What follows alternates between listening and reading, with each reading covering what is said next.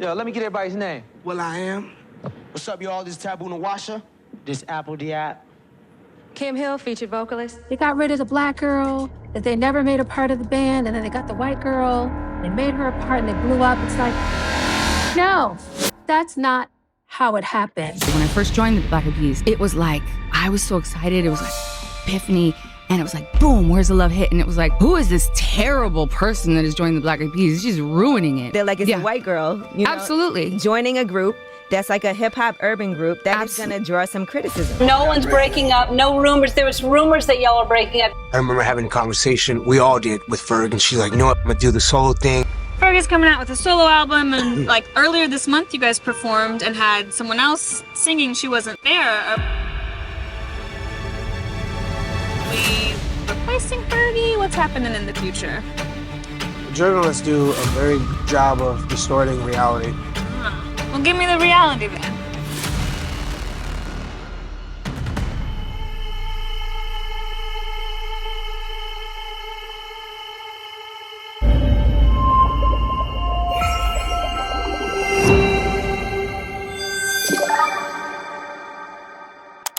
Hi, I'm Shelby, and welcome to Shelby Search Bar, a series on Deep Dive where I take you all on a journey through the world's largest database, the internet, and present stories to you that I find interesting. In today's episode, I will be diving deep into the world of the Black Eyed Peas, one of the most successful and best-selling groups of all time. But they didn't get there overnight. It took a decade of dropped record labels, failed girl groups, and an ever-changing group roster before reaching global success and recognition.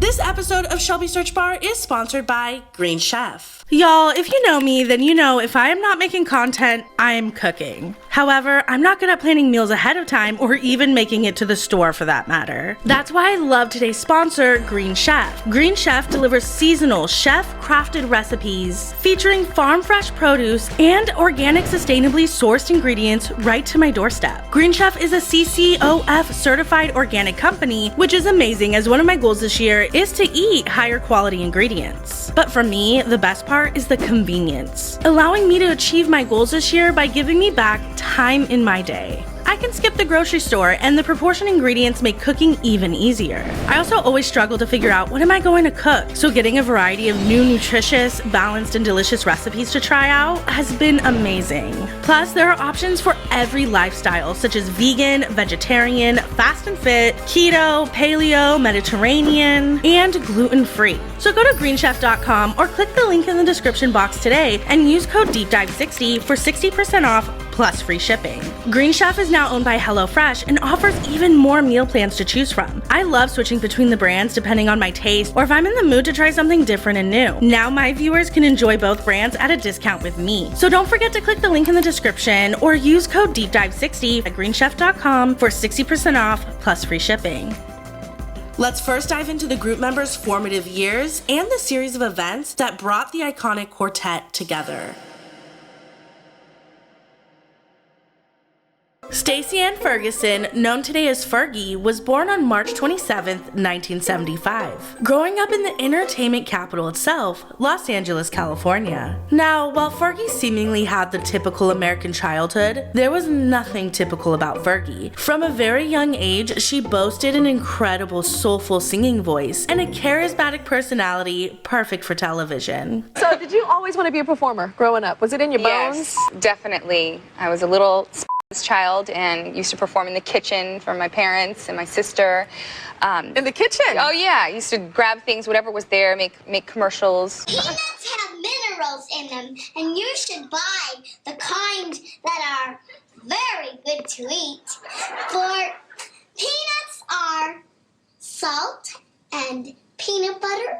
There are lots of things. There was nothing Fergie wanted more as a child than to break into the entertainment world. Knowing what a difficult industry it is to succeed in 1982, Fergie hit the ground running at just the age of 7 years old by starting off doing commercials. I liked your other song better. Waking up the Rocky Road makes her break the sing. Stacy's learning touch typing by playing Typo Attack. Want to try? I thought she'd never ask. When Fergie was 9, she voiced Sally Brown in a couple of the Charlie Brown TV movies. And she had a role in a horror comedy film called Monster in the Closet. However, Kids Incorporated was Fergie's big break.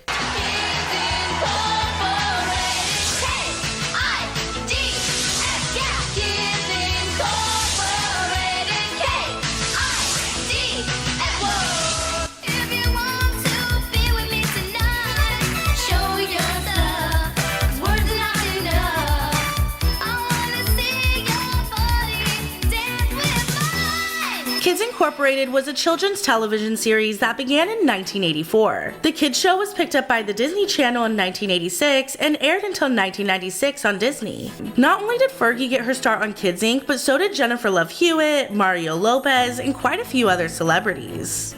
I was on a series when I was younger called Kids Incorporated, and we would do songs of the time. We were these little kids just doing all these songs. I developed a very eclectic taste in music. It's like a menudo for my ears. Renee Sands and Fergie starred alongside each other for years in Kids Incorporated. They became really close friends as they basically grew up together on set. By 1989, they had aged out of the show and were ready to begin their next adventure, a girl group. However, they needed another member, so they brought in Stephanie Rydell, a high school friend of Renee's. And in 1990, the girl group NRG was born, which stood for New Rhythm Generation. But in 1992, the trio changed their group name from NRG to Wild Orchid, as their former manager claimed he owned the rights to the name NRG. Wild Orchid, we're going this way. Where did the name Wild Orchid come from? Well, there is a thing here. See, an orchid represents a woman, whereas the wild part represents our silliness and our friendship. So there you go. It's kind of another name for wild woman. Fergie had grown up listening to and immersing herself in the hip-hop and R&B world. She idolized female MCs like Queen Latifah and Salt and Peppa. Her love for R&B, paired with the girl group's musical background covering music from all genres in Kids Inc., helped the group develop a very soulful R&B sound with a mix of pop music.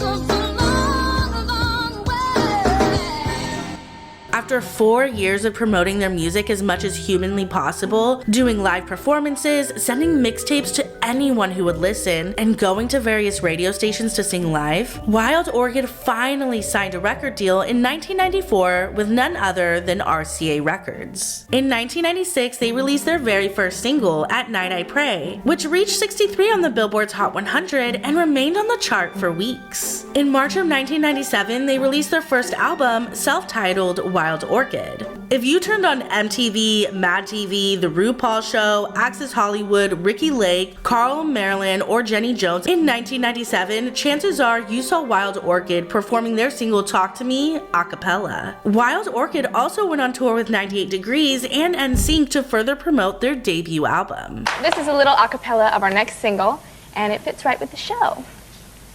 Ooh, talk to me. Tell me what's on your mind. Talk to me. What are you feeling inside? Talk to me. What are you thinking of? Talk to me tonight about love. The debut album, Wild Orchid, did sell almost 1 million units worldwide, so they got working on their next album, Oxygen, which released in September of 1998. Fergie, Renee, and Stephanie even began hosting shows to help promote their music. They were regular guest hosts on E's The Gossip Show. Hey, I'm Stephanie. Hi, I'm Renee. What's up? I'm Stacy. We're Wild Orchid, and this is The Gossip Show. Now, let's kick off the weekend with a song. You ready, girls? Just sit back, relax, and watch your ear. Wild Orchid is here. The trio also exclusively hosted The Great Pretenders, a game show on Fox.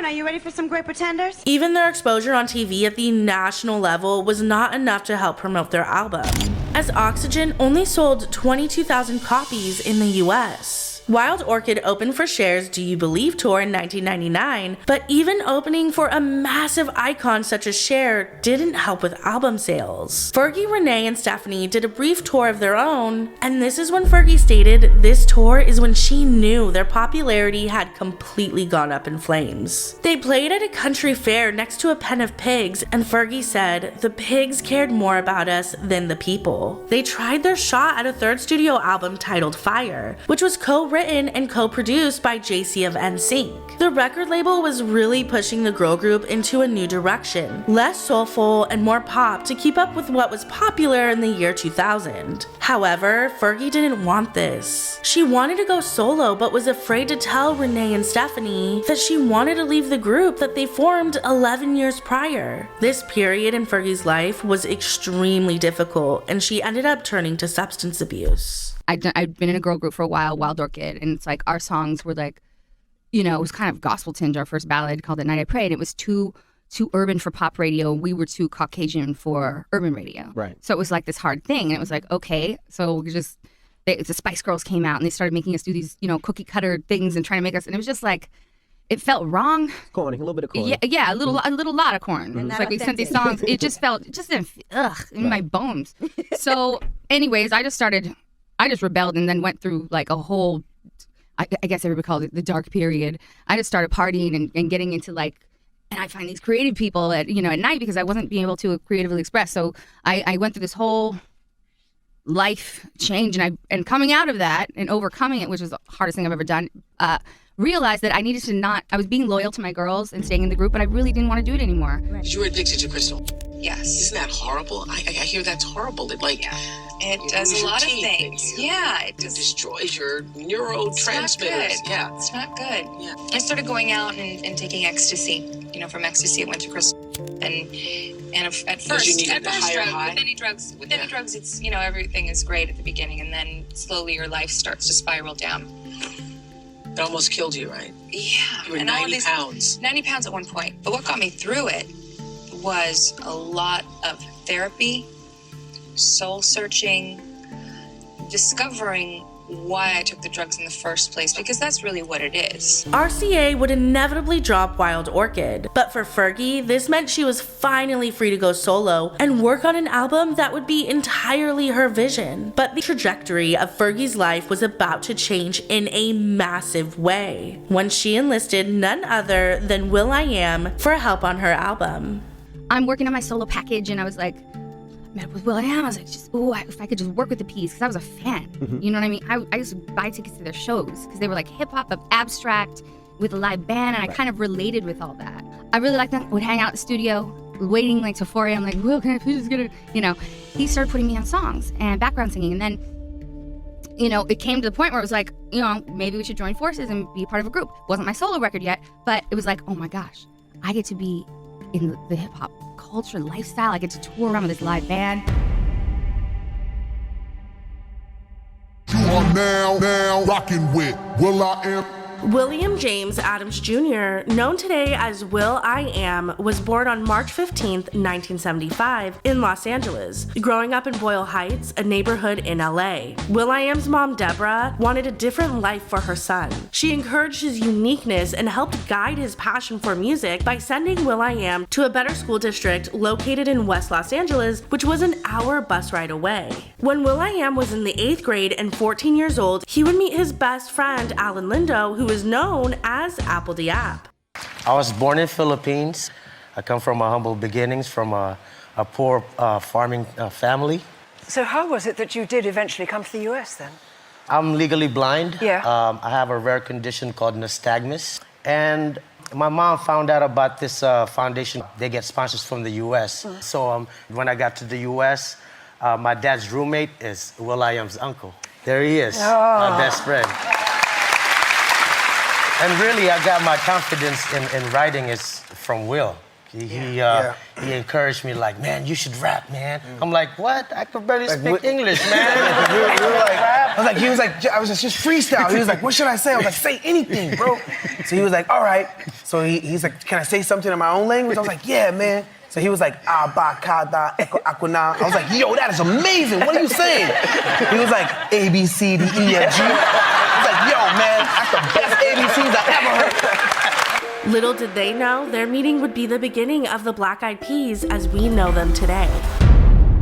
will.i.am and Apl.de.ap came together with their love of dance and hip-hop. So they would start their first rap and dance group called Tribal Nation. They would breakdance in the streets of LA battling other breakdance groups. And this is when they really started to gain more of an underground following. But Tribal Nation wasn't exactly what they had envisioned for themselves. So they disbanded the group and created the Ap-Band Clan, which stood for A Tribe Beyond a Nation, in 1992. Mookie Mook, Dante Santiago, and DJ Motivate would join will.i.am and Apl.de.ap to complete the Ap-Band Clan. You're not from my town, 'cause you see I'm a lyrical maniac because I'm steadily on my rhyme. Sometimes I speed up and light up my dimension of complications. Need to unite up, erect the river of the Ap-Band Clan. At the time, will.i.am was a freestyle rapper, so they began battling other rappers and rap groups. This is when the group caught the attention of rapper Eazy-E, who also had a record label called Ruthless Records. In 1992, the same year the Ap-Band Clan started, they were signed to Ruthless Records, which included a $10,000 sign-on bonus and $150 paid out weekly. Will and Apple were only 16 years old when they signed their first record deal. Their hard work and dedication was not only insanely impressive, but they were really making a name for themselves at such a young age. Now, after being signed to Ruthless Records, the Ap-Band Clan hit the ground running and immediately started recording their first debut album titled Grassroots. The album was set to release October 6, 1994, however, it was shelved. There were rumors as to why the album was shelved, saying it was due to the overall positive messaging of the Ap-Band Clan and their new album Grassroots, and how that conflicted with the Ruthless Records brand. But the entire future of the Ap-Band Clan came to a screeching halt in 1995, when Eazy-E tragically passed away. And then we was worried like, oh my gosh, we signed a Ruthless. And we finna get f***ed over. He not here. Jerry Heller finna take us through the ringer. But the thing was, my mom never signed the contract because I signed it as a minor. Oh, you needed her permission. So the contract was void. With Eazy-E's passing, the group was in a state of limbo, so they disbanded yet again, and it was back to the drawing board. Started the Black Eyed Peas in 1995, and that was your name? That was, yeah. You thought that up together? No, at first was like, what about Seven Sign? Like, nah. Blue Unit. Yeah, what about Blue Unit? Nah. How about Be Surprised? Nah.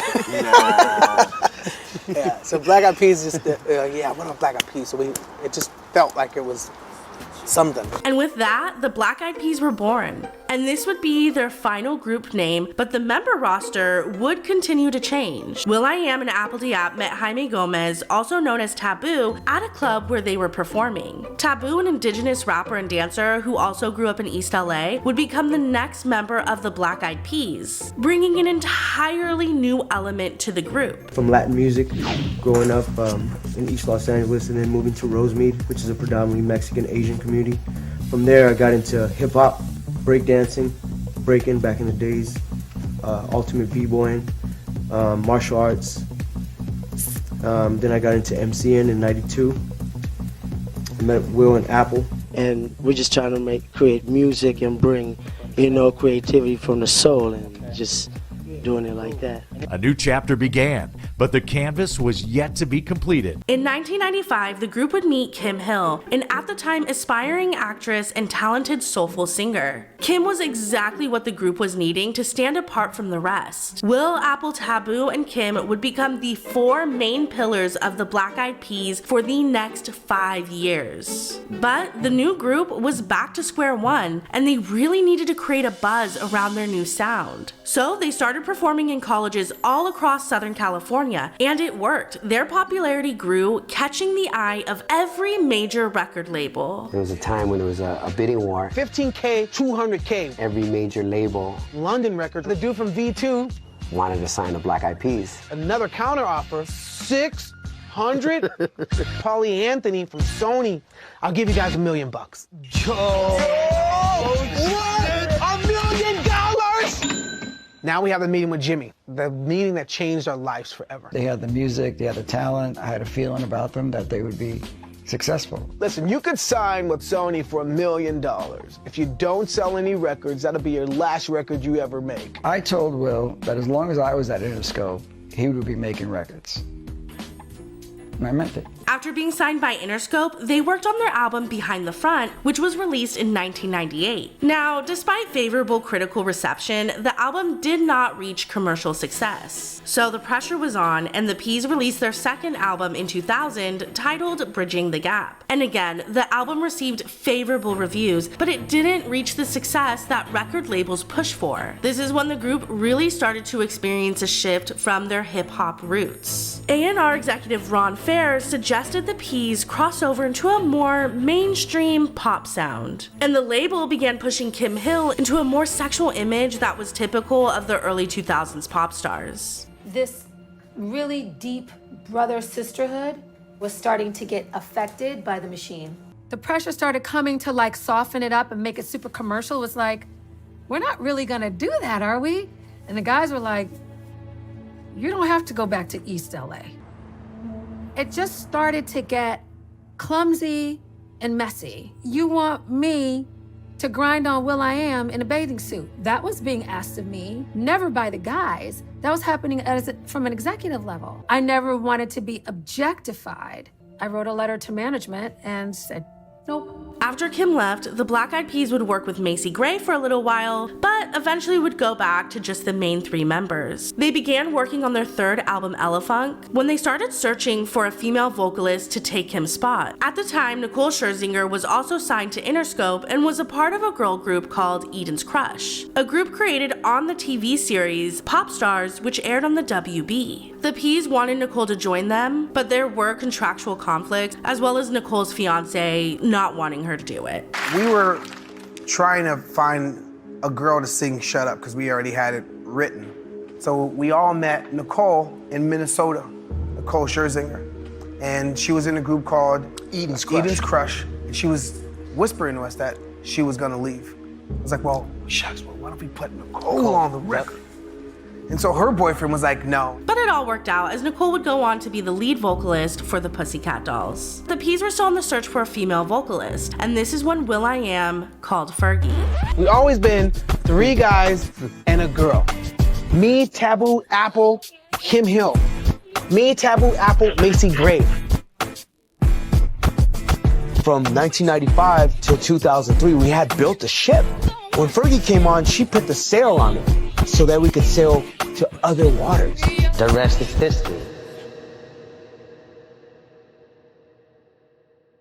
In 2003, the Black Eyed Peas started releasing their singles for their album titled Elefunk. The lead single, Where Is the Love, was released on May 12th, 2003, and soared in the charts, not just in the US, but globally, becoming the biggest selling single of 2003. It was a time in the world when there was heightened conflict, and the lyrics mixed with the Black Eyed Peas' new sound that stretched across many genres just resonated with millions. The big breakthrough hit for the Black Eyed Peas came in 2003 when their single, Where Is the Love, went to #1 around the world. So, Where Is the Love? How did that start? Where did it put you? Oh, so in 2001, we were living in San Francisco, and then 9/11 happened. Boom. So I remember like going to everybody's room, like, dude, they just attacked America. And then we had a tour, September 12th, the day after 9/11. And the result of that tour was we wrote Where's the Love?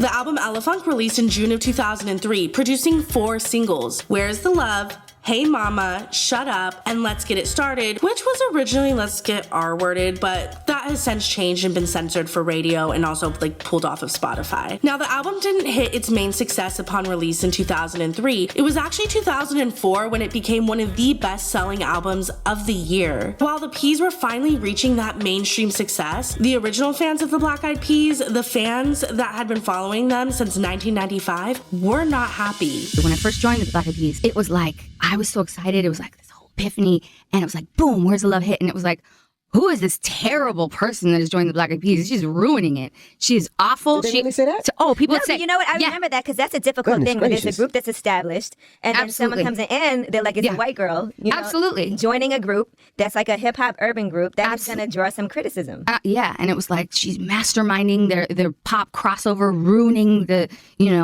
whole thing. Because it was very obscure. And when things are obscure and they're cool, you want to like have it as your thing. Right. And I ruined that apparently. And so it was cool. I was like, I had to just take all this. So the tears were in private, but then I just had to go out. I'm a fighter. I felt like every show was a fight. I pick one, I'd be like, I crawl down. I just sing to him for like a minute straight and be like, make them uncomfortable. Like by the end of the show, a lot of those people would be like, okay.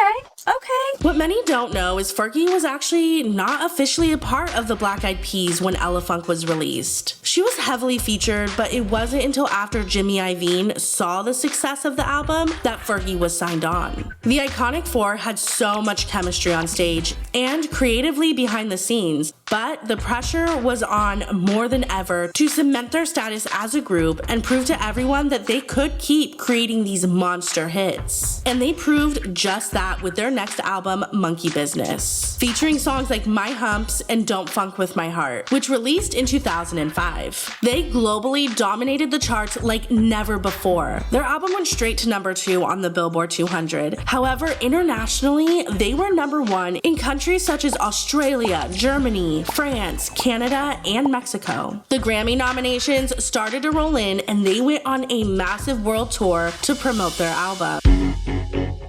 More.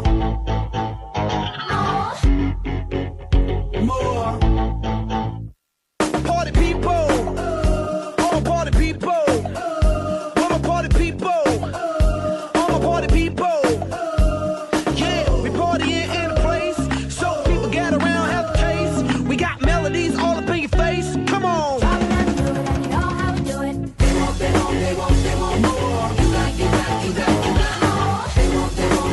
want more. You got more. They want more. They want more. You got more.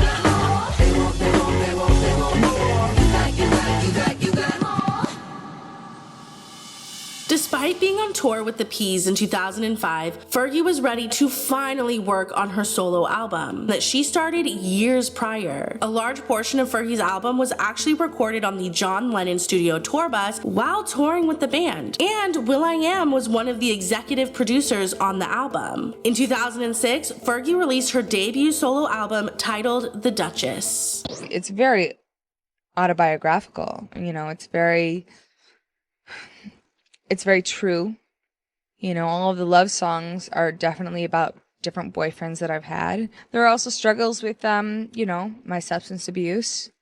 I deal with that. And a lot of vulnerability, which I think that people haven't seen from me, in the Black Eyed Peas. The Black Eyed Peas, Will's more of the narrator of the show, and that's cool because it was like that before I came into it. I'm not trying to step on anyone's toes, but this is my chance to be the narrator. Love me if I didn't work out or I didn't change my natural hair.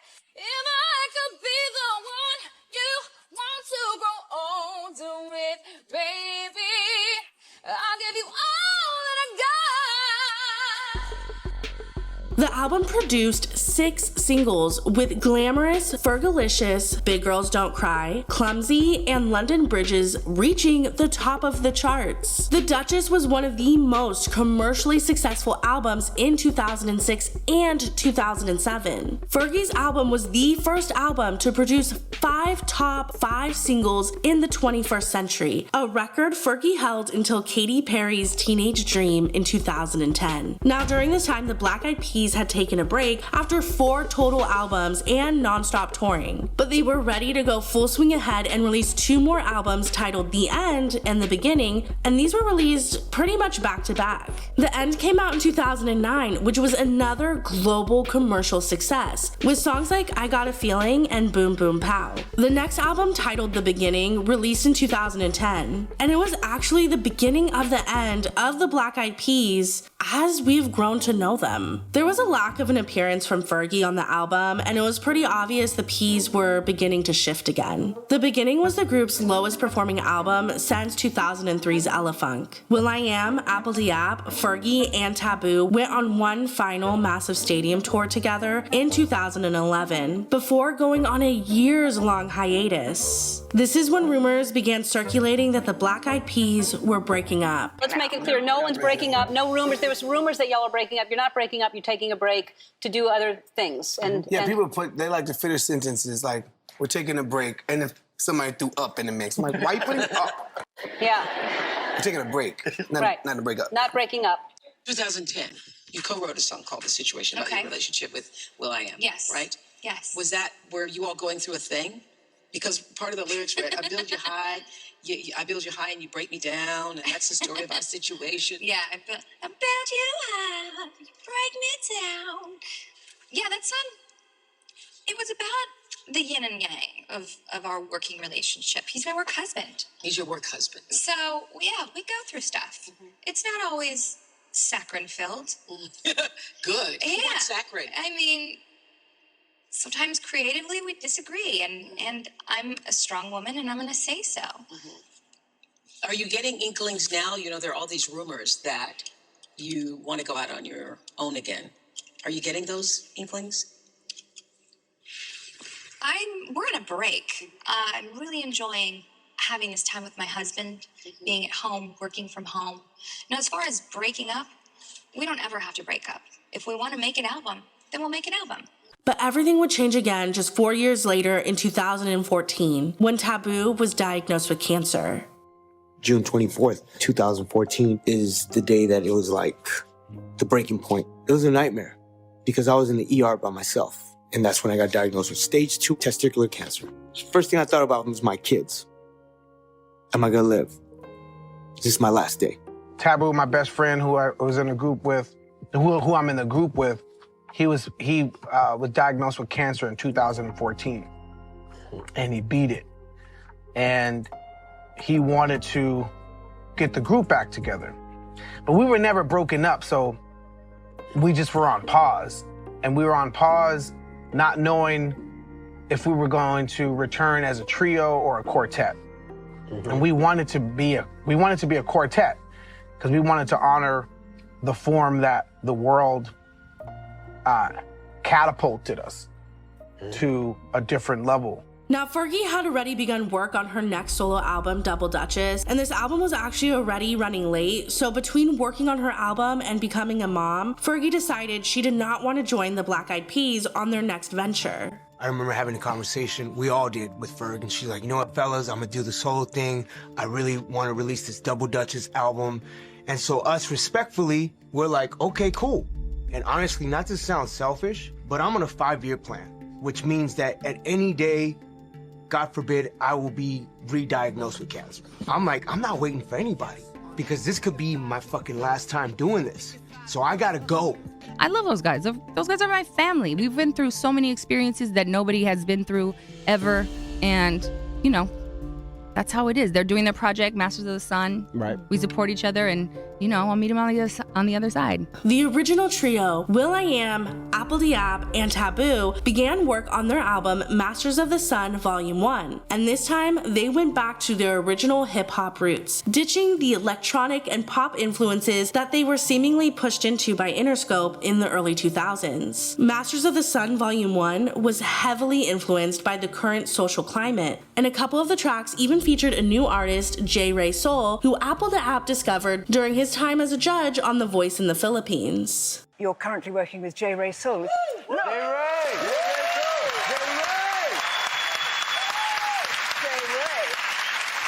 I think you were the one who discovered J. Ray Soul.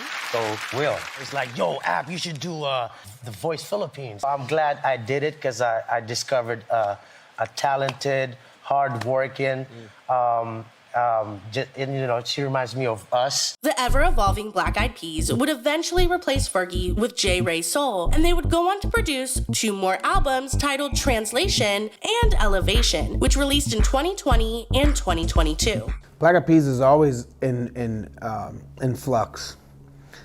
Since the beginning, we've had singers like Ingrid Dupree and Kim Hill, Anna Stero and Macy Gray, Fergie Ferg, and now J. Ray Soul.